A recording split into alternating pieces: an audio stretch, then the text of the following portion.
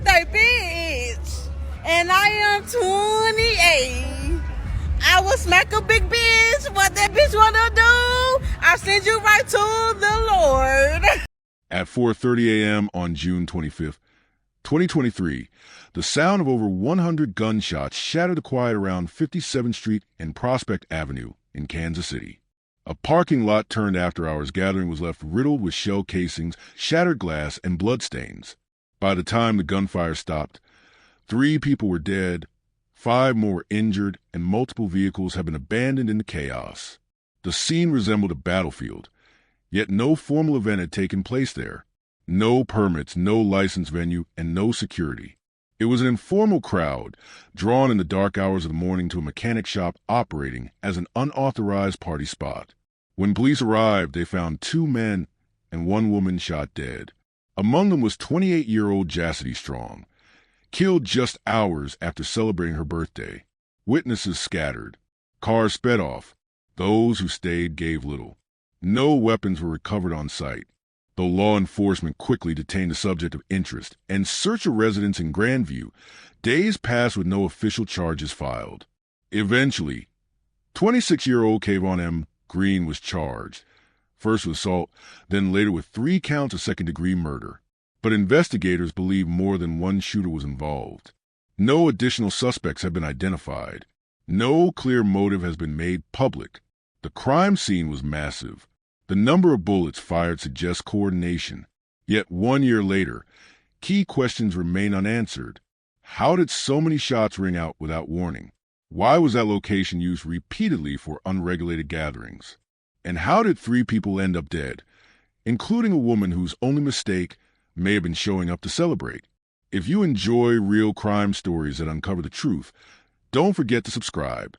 Your support helps us share real cases, spread awareness, and give a voice to those who can't speak for themselves.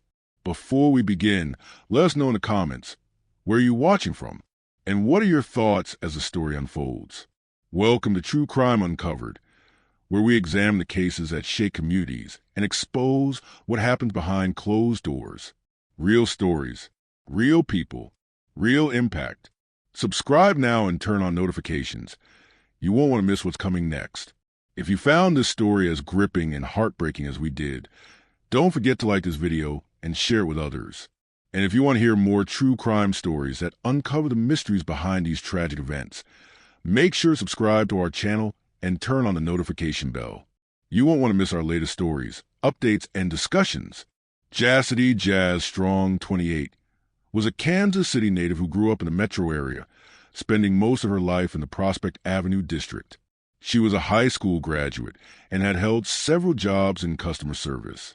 Known to many for her resilience and independence, Jasity was a mother of 2 young children and was described as devoted to their care.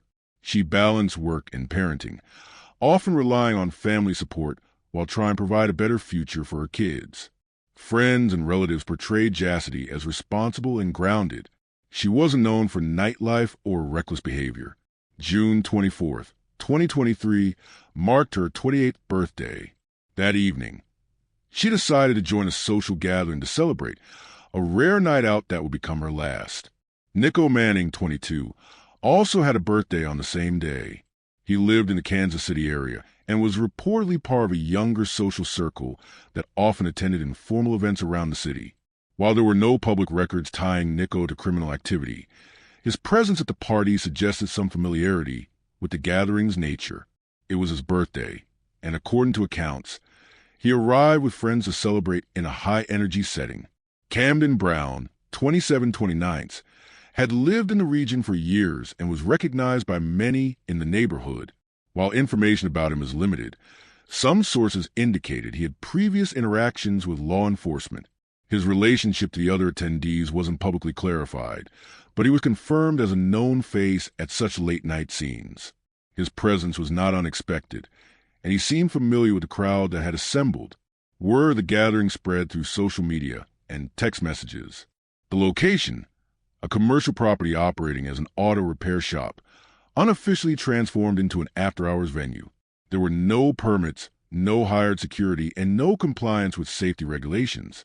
Attendees were reportedly told to pull up for music, drinks, and a casual atmosphere with a large turnout expected. Crowds began arriving around midnight, gradually filling the parking lot and surrounding areas. Loud music, the smell of alcohol, and flashing lights created a street party scene. Witnesses later recalled that the gathering grew well into the hundreds, with people standing near cars, socializing and filming short videos. Jasity Strong was seen arriving not long after midnight. Nico Manning and Camden Brown were also spotted in the early morning hours. By 4 a.m., the scene was dense with activity, but no reported disturbances had occurred yet. Gunfire erupted suddenly. Witnesses described it as a burst of multiple firearms, rapid, sustained, and coming from different directions. More than 100 rounds were fired. The panic was instant. Attendees dropped to ground, sprinted to cover, or fled in vehicles. In the aftermath, multiple cars were left abandoned. People ran without looking back. 3 individuals were found dead on the scene: Jasity, Nico, and Camden. Several others were injured but survived.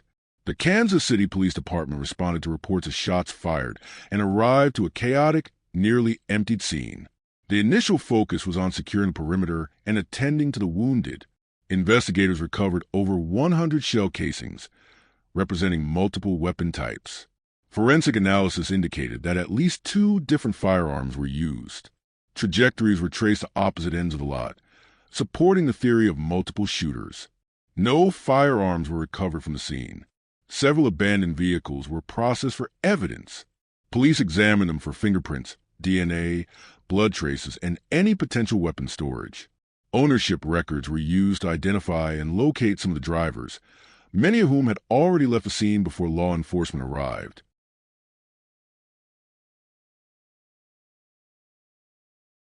Nearby businesses were checked for surveillance footage. While video evidence was limited, some cell tower data was used to identify phones in the area during the shooting. Investigators also reviewed social media for any live videos, posts, or tag locations that could indicate who was present. Some recordings from attendees surfaced, but few captured the critical moments of the shooting itself. Officers arriving on the scene navigated a chaotic situation with limited cooperation. Initial witness interviews were brief, with many unwilling to speak. Police were able to confirm the identities of the 3 deceased and began notifying next of kin within hours. By the next day, crime scene analysis was underway. Mayor Quinton Lucas issued a statement condemning the use of unregulated spaces as event venues. He emphasized the need for enforcement on nuisance properties and called for accountability. Community members expressed concern over ongoing violence, particularly involving spaces with no oversight. A person of interest was identified and arrested within 24 hours. A residence in Grandview was searched, and several items were seized. However, police withheld immediate charges pending further evidence review. This delay raised questions in the media and among local residents. Kayvon M. Green, age 26, was eventually charged. His background included prior run-ins with law enforcement. Investigators linked him to the scene using a combination of digital tracking and witness identification. Initially charged with first-degree assault and armed criminal action, he later faced 3 counts of second-degree murder. The charges reflected prosecutors' difficulty in proving premeditation, especially with scenes involving multiple shooters and a chaotic environment. Statements from Green, if any were made, have not been publicly released. Second-degree murder charges indicated that the prosecution believed Green acted with intent to kill, but without pre-planning. No bail was granted at initial hearings. Motions and discovery are ongoing, and no trial date have been confirmed as of the latest public update. Police stated that evidence strongly suggested the involvement of more than one shooter. However, no further arrests have been made. The case has been slowed by limited cooperation and fear of retaliation among potential witnesses.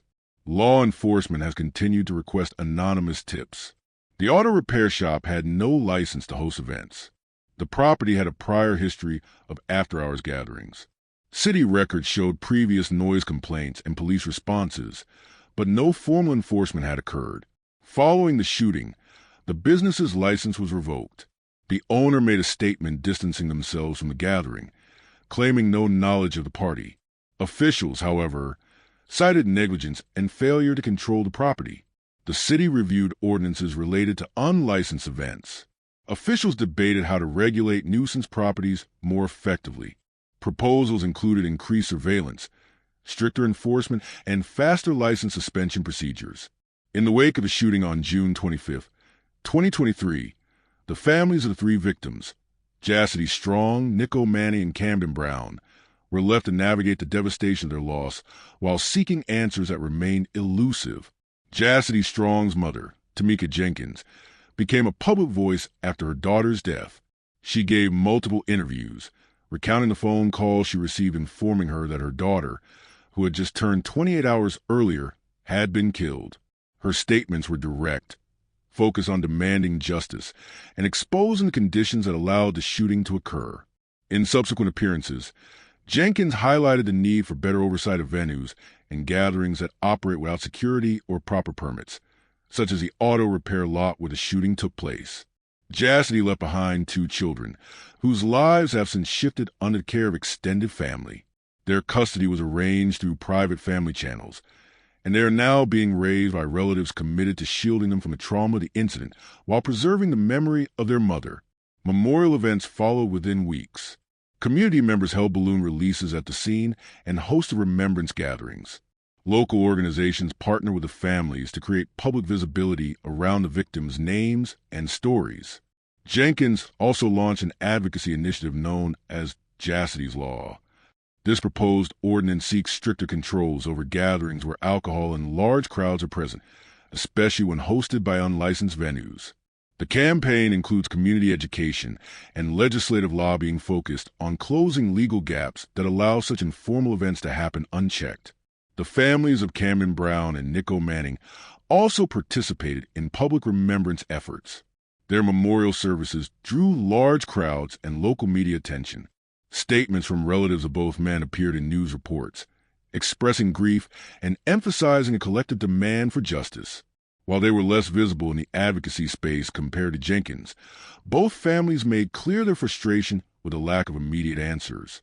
Efforts to speak with investigators and contribute to public appeals were made, but the limited progress in the investigation and minimal witness cooperation hampered those pursuits.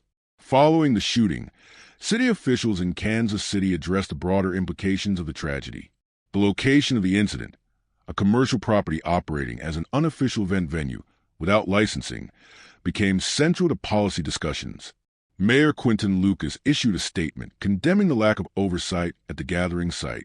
He emphasized the need for more aggressive enforcement of nuisance property regulations and encouraged the police department and city council to identify patterns of illegal gatherings before violence occurs. The city council proposed several measures in response. These included stricter enforcement of existing business license requirements, the creation of a task force to track unlicensed venues, and expansion of surveillance support in high-risk areas. Zoning reviews were conducted on similar properties across the city to prevent recurrence.